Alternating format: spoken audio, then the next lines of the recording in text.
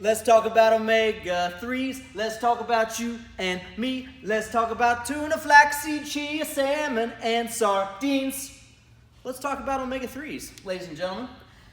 Omega-3s, you've heard about them. You've heard they're good for you. You've heard you should probably get them in your diet. Why? Potential decreased risk of anxiety, decreased risk of depression, increase in visual acuity, increase in brain development, especially in infants and pregnant women, decreased risk of heart disease, decreased risk of ADHD symptoms, decrease in inflammation, actually decrease in violent behavior and improving mood, decrease in mental decline and Alzheimer's dementia, decreased risk of cancer, and decreased risk of asthma. There's another whole host, probably another dozen things. This is all backed by research, science. So, if you want to go looking even further and figure out why omega-3s are important, these are some of the reasons, all right? So, what are omega-3s? Well, there are three different types, all right? So I'm going to kind of give you the fast track to the omega-3s. Omega-3s, you have three different kinds. You have ALA, which is like your chia seed, your flax. We'll put a little leaf here, all right? So plants, all right? ALA you get from plants, your flaxseed, your chia seed, your EPA and your DHA you get from fish. All right? You can also get these from algae. You can get a little bit of all of them. All right? So when the initial studies on omega-3s were being done and people were trying to figure out, how do we combat depression, anxiety, vision? What they realized was that omega-3s, specifically EPA and DHA, were extremely beneficial in a number of improvements, all right, to one's health. So somewhere along the line, that message got misconstrued as EPA and DHA are beneficial to just all omega-3s are beneficial. Here's why that's a problem, all right? So aside from the algae, plant-based omega-3s, your chia seed, your flaxseed, they're not necessarily bad. In fact, they can be great sources of fiber, but they're not really going to give you this. So when you see something that says heart-healthy ALA or heart-healthy omega-3, it's kind of a half-truth, half-bullshit. So omega-3s are awesome. And if you can say something has omega-3s in it and put a little chia seed, and you're technically correct, all right? So an analogy that we like to use is the Chihuahua versus the Rottweiler, all right? So imagine that your house gets broken into, all right? Your house gets broken into, and your neighbor comes up and they say, hey, man, you should get a dog. And let's play dumb here. Let's say you don't know about dogs. You've never seen one before. You've never heard of one. You're like, a dog? Okay, I guess I need to get a dog. Well, what your neighbor meant was you need to go down to the pound and get one of those Rottweilers that's been bench pressing his whole life and just jacked. So that Rottweiler will prevent and encourage all of these things, all right? Prevent anxiety, depression, improve your vision, yada, yada, yada, yada. You go down to the pound and you're like, I was told I need a dog, all right? That's kind of like you go into the health food store and saying, I heard omega-3s were good for me, I need some omega-3s, all right?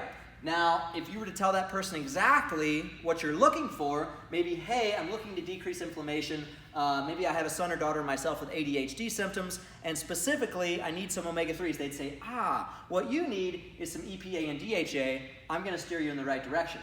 Most of the time, when you go in to a health food store, you may or may not get someone that knows what they're talking about, and they might say, hey, you want omega-3s? I've got omega-3s. We've got your flaxseed, we've got your chia seed. Here you go. Well, that's kind of like taking home a Chihuahua from the pound, all right? Let's say a mute Chihuahua. So you come back home and you're like, man, I got a dog. I just go on a little bit of a tangent. I don't know if any of this makes sense. You come back home and your house got broken into, your neighbor said, go get a dog. You go down to the pound, you get a Chihuahua, all right? Your neighbor sees it and he's like, yeah, technically that is a dog. It's not really what I was talking about. All right? So the ALA, aka the plants-based omega-3s, your flaxseed and your chia, it's kind of like the Chihuahua of the omega-3 world. Not hating on Chihuahuas, just not the best guard dog. All right? Your EPA and your DHA, the stuff that comes from fish, krill, algae, all right? You can put this over here as well. That's the most beneficial stuff. That's your Rottweiler. So when you're looking for omega-3s, we just want to make sure that you guys can sift through all the bullshit. If you want to increase omega-3s in your diet, number one thing I recommend is not necessarily taking a supplement, but actually eating fatty fish, sardines, salmon, anchovies, things like that, a couple times a week. If you're eating fish 2 to 3 times a week, you probably have no need for an omega-3 supplement. One of the other big issues, though, is that there are things out there known as omega-6s, right? So you have your omega-6s and your omega-3s. This is turning into a long video, but it's going to be very beneficial, I promise you. All right? So omega-3s and omega-6s, both are good. Omega-6s can help promote inflammation. Omega-3s can help decrease inflammation. Promote inflammation. Blasphemy, you say. We don't want to be inflamed. Not technically, but if you slice your foot open, all right, you're probably going to want a scab to develop. You're going to want your body to actually inflame a little bit over that area so you don't bleed out and die. Omega-6s help with that specific site acute inflammation, all right? What they also produce is chronic inflammation. So biggest offenders are oils.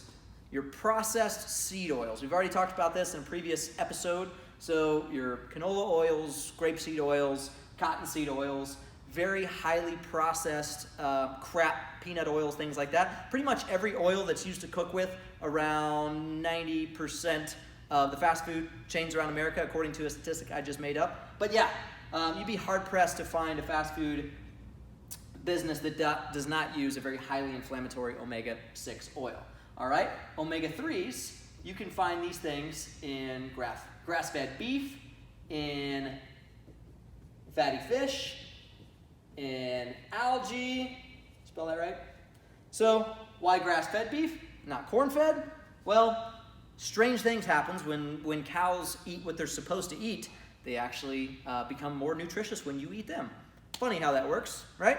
So if I take a cow and I let it graze on grass its entire life, and then if I take that cow's life and eat that cow, delicious. That nutrient profile is going to have way more omega-3s. If I take a cow and load them up on corn and soy, it's not necessarily bad meat. Some people might say it is.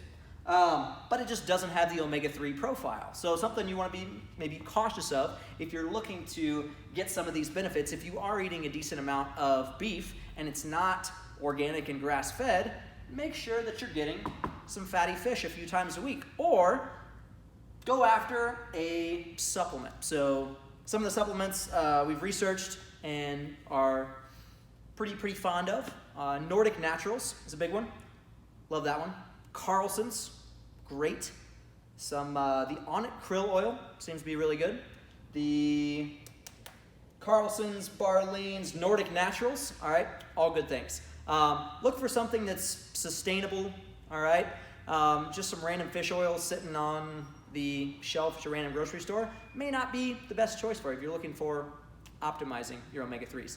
So, recap, omega-3s, there are 3 different types, ALA, EPA, and DHA.